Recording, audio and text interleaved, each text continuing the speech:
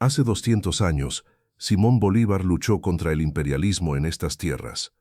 La noche del 3 de enero de 2026, Nicolás Maduro libraba la misma batalla en el mismo suelo.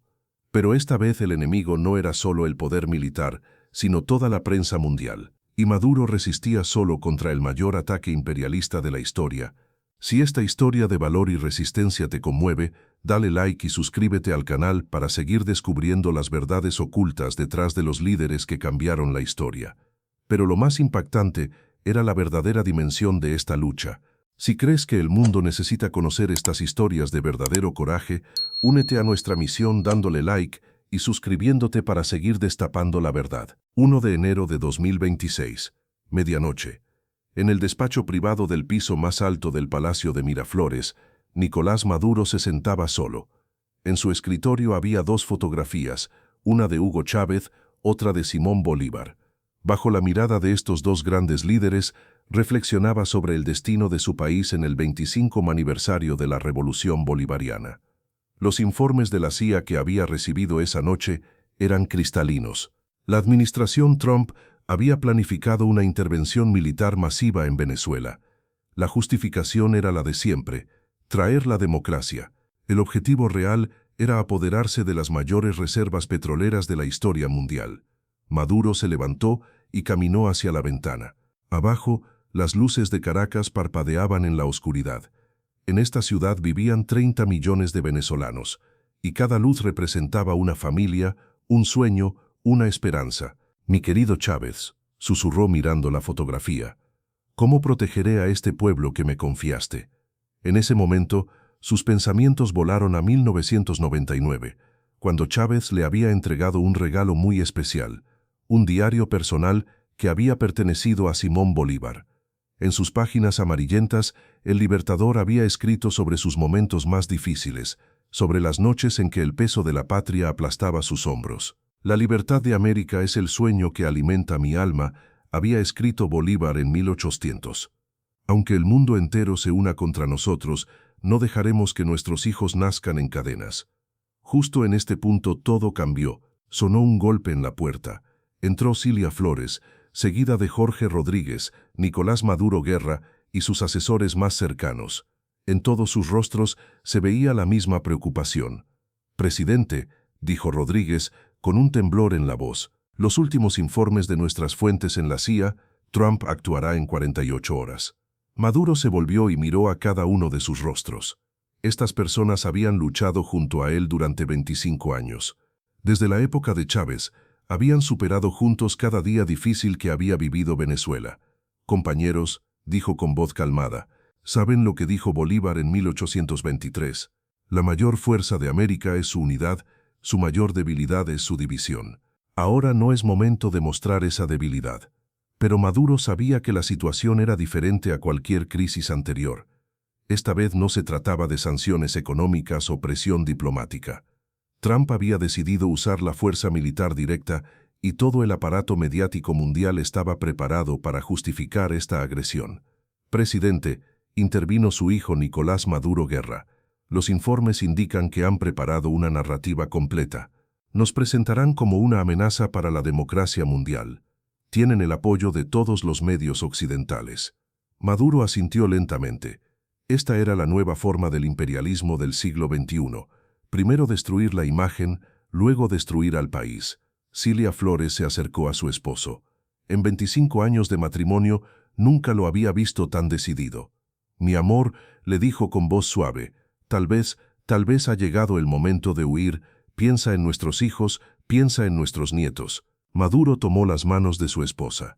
En esas manos estaban los dolores de Venezuela, las esperanzas, las luchas.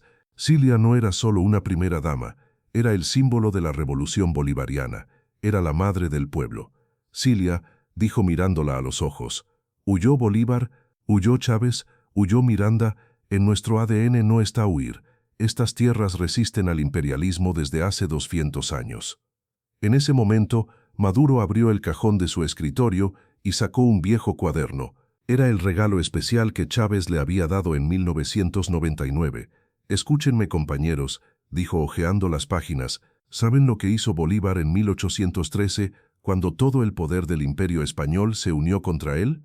No huyó, luchó más duro, y al final ganó. Rodríguez intervino.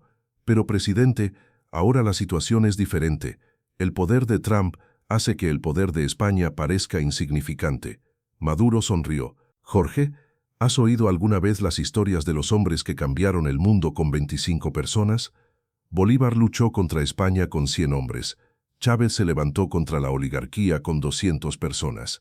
Yo me enfrentaré a Estados Unidos con 30 millones de personas. Aún no has visto la mayor sorpresa, pero Maduro sabía que esta no era una decisión que pudiera tomar solo. Era el momento de hablar con el pueblo venezolano, de contarles la verdad y pedirles que decidieran juntos el destino de su patria. Convoquen una sesión nacional de televisión, ordenó. Mañana por la mañana hablaré con todo el pueblo. Es hora de que sepan exactamente lo que está en juego. Esa noche, Maduro no durmió. Caminó por los pasillos del Palacio de Miraflores, pensando en cada palabra que diría. Sabía que su discurso no solo sería escuchado en Venezuela, sino en toda América Latina. Era una oportunidad de inspirar a toda una generación de latinoamericanos a resistir al imperialismo. 2 de enero de 2026, 060 de la mañana. Maduro salió en la televisión nacional para dirigirse a todo Venezuela.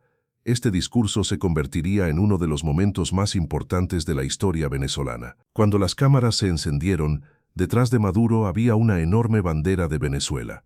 A su lado estaban los retratos de Bolívar y Chávez. Esta imagen simbólica no era casualidad, representaba la continuación de 200 años de tradición de resistencia venezolana. Hermanos venezolanos, comenzó su discurso. Esta mañana estoy aquí para daros un mensaje muy importante. Las fuerzas imperialistas una vez más están amenazando nuestro país, pero somos los nietos de Simón Bolívar, somos los estudiantes de Hugo Chávez. Durante su discurso, los ojos de Maduro se llenaron de lágrimas, pero no eran lágrimas de miedo, eran lágrimas de orgullo. Hace 200 años, Bolívar dijo en estas tierras, prefiero morir que ser esclavo. Hoy digo lo mismo, preferimos morir con honor que entregar el petróleo de Venezuela. Espera un minuto, no te pierdas este detalle. Estas palabras resonaron no solo en Venezuela, sino en toda América Latina. Desde México hasta Argentina, millones de personas se sintieron inspiradas por el coraje de Maduro. El discurso duró exactamente 47 minutos. Maduro explicó en detalle los planes de Estados Unidos, mostró documentos de inteligencia y reveló las verdaderas razones detrás del ataque planificado. No vienen por la democracia, dijo con voz firme, vienen por nuestro petróleo, no vienen por los derechos humanos, vienen por nuestras riquezas. Pero este pueblo jamás será conquistado. Al final de su discurso, Maduro hizo algo que nadie esperaba. Cantó el himno nacional de Venezuela y su voz se quebró en las últimas estrofas. En ese momento, millones de venezolanos entendieron que su presidente estaba dispuesto a dar su vida por el país. Ese mismo día, por la tarde, Maduro habló con líderes internacionales. Llamó a Putin, habló con Xi Jinping, se puso en contacto con el presidente de Irán, pero las respuestas que recibió fueron decepcionantes. Todos sugerían soluciones diplomáticas. Nadie estaba dispuesto a dar apoyo abierto contra Trump. Hasta Putin se echa atrás, dijo Jorge Rodríguez con tristeza. China también quiere mantenerse alejada. Irán tiene sus propios problemas. Maduro golpeó su escritorio con el puño. Pues que así sea. Bolívar también luchó solo. Nosotros también lucharemos solos. Pero en realidad, Maduro no estaba completamente solo. Durante las horas siguientes, empezaron a llegar mensajes de apoyo de movimientos populares de toda América Latina. Los pueblos indígenas de Bolivia enviaron palabras de aliento. Los trabajadores de México expresaron su solidaridad. Los estudiantes de Argentina organizaron marchas de apoyo. Lo que ves ahora no es nada. Esa noche, Maduro se reunió con los comandantes de alto rango del ejército venezolano. Pero su confianza en el ejército ya estaba erosionada. Los últimos informes de inteligencia mostraban que algunos generales habían estado en contacto con la CIA. Comandantes, dijo en la sala de reuniones, esta noche tenemos que tomar una decisión histórica. O nos sometemos al imperialismo o luchamos hasta la muerte. La voz del general Padrino López temblaba. Presidente, tal vez deberíamos ser realistas. ¿Realistas? Maduro saltó de su silla. Si Bolívar hubiera sido realista, Ahora seríamos una colonia de España. Si Chávez hubiera sido realista, la oligarquía aún estaría gobernando el país. Pero Maduro veía en los ojos de algunos de sus generales que su lealtad estaba vacilando. La presión de Estados Unidos era enorme, y sabía que algunos de sus comandantes estaban pensando en sus propias familias, en sus propias vidas. La noche del 2 de enero, el Palacio de Miraflores se había convertido literalmente en una fortaleza. Maduro se preparaba para la última defensa con sus 40 guardias que permanecieron leales, pero su fuerza no venía solo de sus guardaespaldas. Durante todo el día, había recibido llamadas de todas partes de Venezuela. Los trabajadores petroleros de Zulia, los agricultores de Lara, los pescadores de Sucre, todos expresaban su apoyo. «Presidente», le dijo su responsable de comunicaciones, «el pueblo está en las calles, están gritando «Maduro no se va, Maduro no se va». Esta noticia tocó profundamente el corazón de Maduro. Esto era lo que significaba el verdadero liderazgo, ganar un lugar en el corazón de su pueblo. Cilia Flores no se separó de su lado. «Mi vida», le dijo, «no eres solo mi esposo. Eres la esperanza de 30 millones de personas». Maduro apretó la mano de su esposa. «Cilia, ¿sabes de qué tengo más miedo? De decepcionar a mi pueblo. Chávez me dio este encargo. Nunca abandones al pueblo venezolano. No vas a creer esto, pero...». Esa noche, Maduro recibió mensajes de apoyo de todos los rincones de Venezuela. Desde las favelas de Caracas, desde los pueblos de Zulia, desde los mineros del estado Bolívar, el pueblo estaba en las calles apoyando a Maduro. Pero también llegaban noticias preocupantes. Los satélites estadounidenses mostraban que la flota militar estadounidense se estaba acercando a las costas venezolanas. Los aviones de guerra estaban despegando de bases en Colombia. El cerco se estaba cerrando. «Presidente», dijo su asesor de inteligencia, «los últimos informes muestran que la operación comenzará en menos de 12 horas». Maduro asintió. Sabía que este era el momento de la verdad. Durante toda su vida política había hablado de resistir al imperialismo. Ahora era el momento de demostrar si esas palabras tenían un significado real. 3 de enero de 2026, 080 de la mañana. El mensaje final de la Casa Blanca era claro. Maduro renunciará en 12 horas o enfrentará las consecuencias. Cuando Maduro recibió este mensaje, reunió a sus asesores, pero esta vez les dio una lección. «Compañeros, déjenme contarles algo. En 1808, Napoleón envió el mismo mensaje al rey de España: o abdicas del trono o enfrentas las consecuencias». El rey abdicó, pero el pueblo no abdicó, y al final, Napoleón tuvo que huir de España. «Esto es lo mismo», dijo mirando el retrato de Bolívar.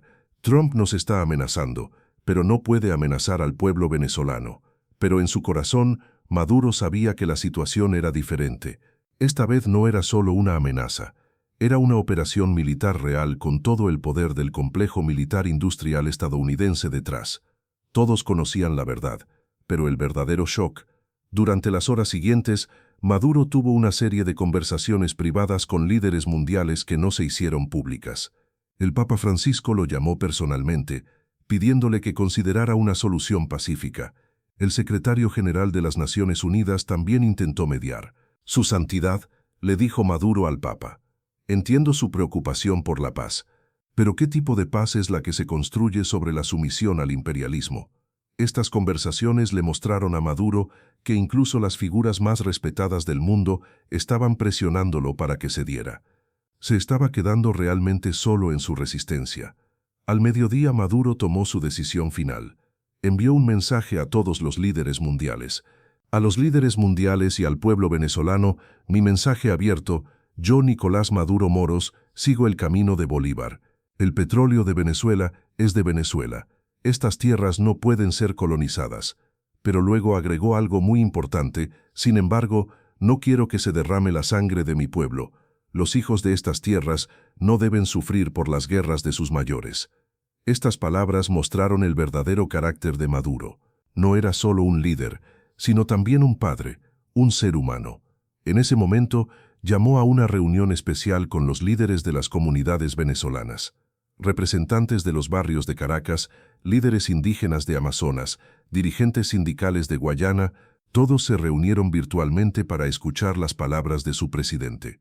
«Hermanos», les dijo Maduro, ustedes son los verdaderos dueños de Venezuela.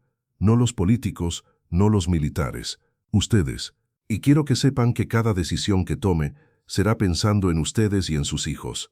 La tarde del 3 de enero, la flota estadounidense apareció en las costas venezolanas. En Miraflores se celebró la última reunión. Presidente, dijo Nicolás Maduro Guerra a su hijo, papá, lucharemos contigo hasta la muerte. Maduro miró a su hijo. Este joven hombre era el futuro de Venezuela. Hijo, le dijo, no me has entendido. El verdadero heroísmo es saber cuándo sacrificar tu propio orgullo por el bien del pueblo.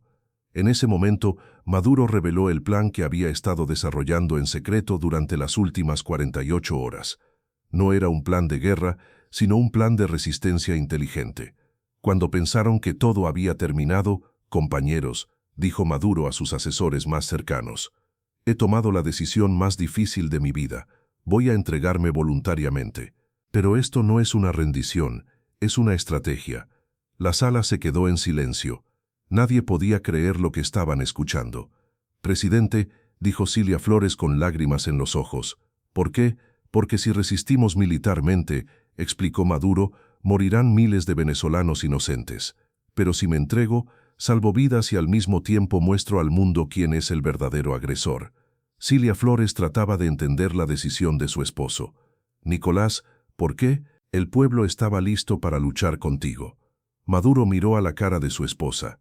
Cilia, esto es lo que es el verdadero liderazgo. Bolívar también se retiró a veces, pero protegió a su pueblo. Yo también protegeré a mi pueblo. En realidad el plan de Maduro era mucho más profundo. Al entregarse, estaba salvando a Venezuela de una guerra civil. Habría intervención estadounidense, pero con pérdidas mínimas. Mi captura, dijo, no es más importante que la libertad de Venezuela. Las generaciones futuras me entenderán. Pero había otro aspecto de su plan que solo unos pocos conocían. Durante los últimos meses, Maduro había estado preparando una red de resistencia civil que continuaría luchando incluso después de su captura. Había grabado docenas de videos que serían distribuidos clandestinamente. Había organizado células de resistencia en todo el país. Había establecido contactos con movimientos de liberación de toda América Latina. Mi captura física, les explicó a sus asesores más cercanos, será el comienzo de mi liberación espiritual. Me convertiré en un símbolo de resistencia mucho más poderoso como prisionero que como presidente. El mayor giro de la historia llega ahora, 3 de enero de 2026. 02 Caracas por Ariole Maduro en el Mario estaba haciendo sus preparativos finales. Se envolvió en la bandera venezolana, presionó la fotografía de Bolívar contra su pecho. Se detuvo por última vez en la puerta del palacio. Detrás de él había 200 años de historia de resistencia, delante de él un futuro incierto. Compañeros, dijo por última vez a sus guardias, esto no es una rendición, es una retirada estratégica. Bolívar también lo hizo. Cuando llegaron los soldados de la Fuerza Delta, Maduro estaba de pie, con la cabeza erguida. No resistió, pero tampoco se inclinó. I surrender for my people, dijo en inglés, pero antes de ser llevado al helicóptero, Maduro pidió hacer una última declaración. Las cámaras de televisión venezolana aún estaban funcionando y su voz se transmitió a todo el país. Pueblo venezolano, dijo con voz firme pero emocionada. Hoy me voy pero Venezuela se queda. El espíritu de Bolívar se queda. El sueño de Chávez se queda. Y un día, cuando la historia juzgue estos eventos, entenderán que hoy no se capturó a un presidente, sino que nació una leyenda. Antes de ser subido al helicóptero, Maduro se dirigió por última vez al pueblo venezolano. El sistema de sonido aún funcionaba. Mi pueblo querido, dijo con voz temblorosa pero decidida, esto no es adiós, esto es hasta la vista. El espíritu de Venezuela no muere. El espíritu de Bolívar no muere. Miles de personas reunidas en las calles de Caracas lloraban, pero no eran lágrimas de derrota, eran lágrimas de orgullo. «¡Viva Venezuela!», gritó Maduro por última vez. «¡Viva!», respondió el pueblo. En ese momento, algo extraordinario sucedió. A pesar de la presencia militar estadounidense, miles de venezolanos comenzaron a cantar el himno nacional. Sus voces se elevaron por toda Caracas y el sonido llegó hasta el helicóptero donde Maduro estaba siendo transportado. Cuando escuchó las voces de su pueblo cantando, Maduro cerró los ojos y sonrió. Sabía que había tomado la decisión correcta. Durante el vuelo hacia Estados Unidos, Maduro reflexionó sobre su decisión. No había sido una decisión fácil, sino la decisión más difícil de su vida. Pero sabía que era la correcta. En su mente, podía escuchar las palabras que Chávez le había dicho años atrás. Nicolás, un líder verdadero, no es el que nunca cae, sino el que sabe cuándo caer por su pueblo. También recordó las palabras de Bolívar que había leído en el diario. La gloria no consiste en no caer nunca, sino en levantarse cada vez que caemos. Maduro sabía que su captura no era una caída, sino un nuevo comienzo. Se convertiría en un símbolo de resistencia para toda América Latina. Su sacrificio inspiraría a futuras generaciones de luchadores por la libertad. Maduro, al entregarse, había ganado en realidad la mayor victoria, el amor de su pueblo y un lugar de honor en la historia. En las paredes de Caracas aparecieron grafitis que decían «Maduro, el último Bolívar». Los niños venezolanos comenzaron a aprender canciones sobre su sacrificio. Su imagen se convirtió en símbolo de resistencia en toda América Latina. Dentro de 200 años, los historiadores escribirán sobre esta noche. Nicolás Maduro fue el último líder verdadero que sacrificó su propia libertad por su pueblo. Y tal vez esto es lo que es el verdadero heroísmo: sacrificarse no por ti mismo, sino por los que amas